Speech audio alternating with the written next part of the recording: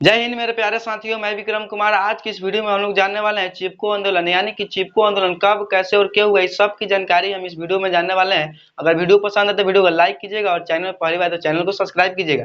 चलिए हम लोग देखते हैं चिपको आंदोलन क्या है। देखिए, चिपको आंदोलन पढ़ने से पहले हम आपसे एक ही बात कहेंगे कि अगर आप क्लास 10th में है तो पेन और कॉपी उठाकर इसे नोट करते चलिएगा, क्योंकि ये क्लास 10th के लिए काफी इंपॉर्टेंट माना गया है। क्योंकि बिहार बोर्ड में ये एक बार दो बार नहीं बल्कि कई बार प्रश्न पूछ दिए हैं, क्योंकि ये जो आंदोलन है ये पर्यावरण के खिलाफ में चलाया गया ये आंदोलन है। तो पर्यावरण से रिलेटेड सवाल बिहार बोर्ड में पूछ ही देते हैं। तो चलिए हम लोग देखते हैं। सबसे पहला हम लोग आज क्या जानेंगे, चिपको आंदोलन क्या हम लोग जानेंगे। क्या चिपको आंदोलन, यानी कि चिपको आंदोलन आज हम लोग इस वीडियो में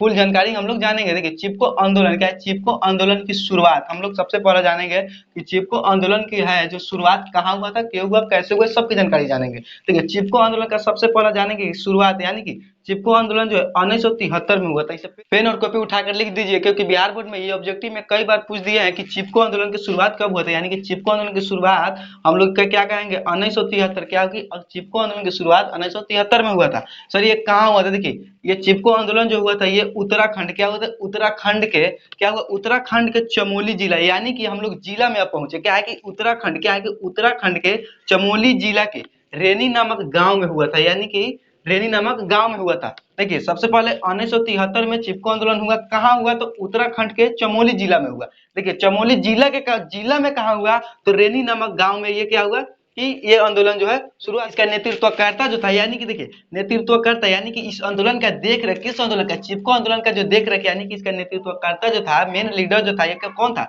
सुंदरलाल बहुगुणा। यानी कि ऑब्जेक्टिव पूछता है चिपको आंदोलन का नेतृत्वकर्ता कौन था, हम लोग मानेंगे चिपको आंदोलन के नेतृत्वकर्ता जो था वो कौन था, सुंदरलाल बहुगुणा। यानी कि सुंदरलाल बहुगुणा, यानी सुंदर, हम लोग याद रखें सुंदर, क्या कि सुंदर यानी पर्यावरण शुद्ध तो सब शुद्ध, तो यानी कि सुंदरलाल बहुगुणा। चिपको आंदोलन का लीडर कौन है, क्या है कि सुंदरलाल बहुगुणा। चलिए हम इसे कहानी की तरह पढ़ने की कोशिश करते हैं। इसे कहानी की तरह हम लोग समझेंगे कि आंदोलन जो है क्यों हुआ। देखिए, चिपको आंदोलन जो है, ये जो आंदोलन हुआ है ये आदिवासी लोग ही आंदोलन किए थे। देखिए, क्या हुआ था कि आंदोलन जो हुआ था 1973 में हुआ था, उत्तराखंड के चमोली जिला में हुआ था, रेनी नामक गांव में। यानी कि रेनी नामक गांव में क्या हुआ कि कुछ आदिवासी लोग रहते थे। क्या होगी, आदिवासी लोग किसे कहा जाता है, जो जंगलों में रहते हैं, यानी कि जंगल झाड़ में रहने वाले लोगों को क्या कहते हैं, आदिवासी लोग कहते हैं। तो देखिए, आदिवासी वाले क्या करते थे कि वहां रहते थे, वहां क्या था कि आदिवासी लोग जो जिस जंगल में रहते थे वहां क्या हुआ, तो वहां सरकारी कुछ पेड़ लगे थे। तो पेड़ जो था वो अंगू का पेड़ था। यानी कि ये जो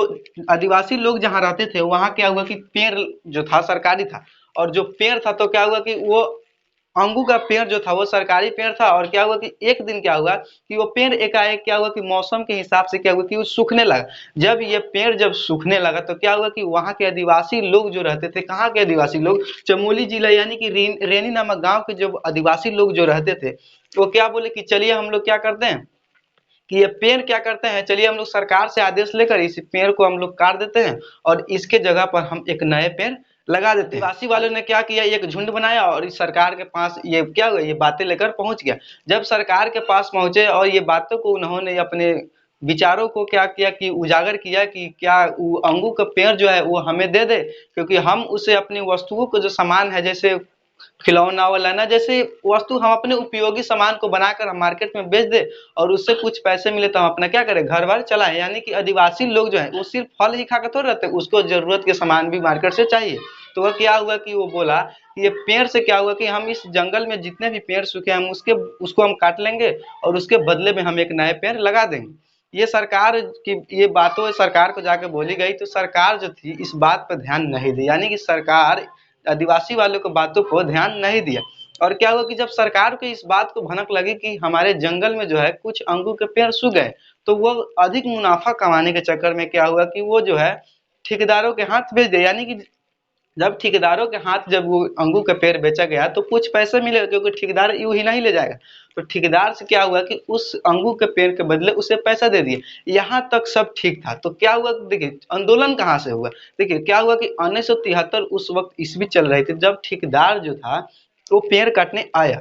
जब वो पेड़ काटने जब आया तो पेड़ काटते वक्त क्या हुआ कि सूखे पेड़ जो था, वो सूखे पेड़ तो वो काट ही रहा था। यहाँ तक आदिवासी लोग को कोई प्रॉब्लम नहीं था। यानी कि पर्यावरण भी स्वच्छ था। यानी कि सूखा वृक्ष काट रहा था, वो अपन जरूरत के लिए कर रहा था। लेकिन क्या हुआ, बात यहाँ ये आ गया कि जब वो पेड़ जब सूखा वृक्ष जब एक दो काट लिया करता था तो उसमें क्या हुआ कि हरा वृक्ष भी काट लिया करता था। तो जब आदिवासी लोग जो थे वो जंगल में रहते थे तो उनको इस बात को दुख हो गया कि अगर ये धीरे धीरे इस तरह से अगर प्रक्रिया चलता रहा तो ये जंगल एक दिन क्या होगा, समाप्त हो जाएगा, हम लोग का घर बार क्या होगा, उजड़ जाएगा। यानी कि ये बात उन्होंने आदिवासी लोग सोचा, तो उन्होंने इस बात को जाकर ठेकेदार से बोला कि क्या कीजिए कि जंगल में बहुत सारे सूखे हुए वृक्ष है तो उसे जाकर आप काटिए।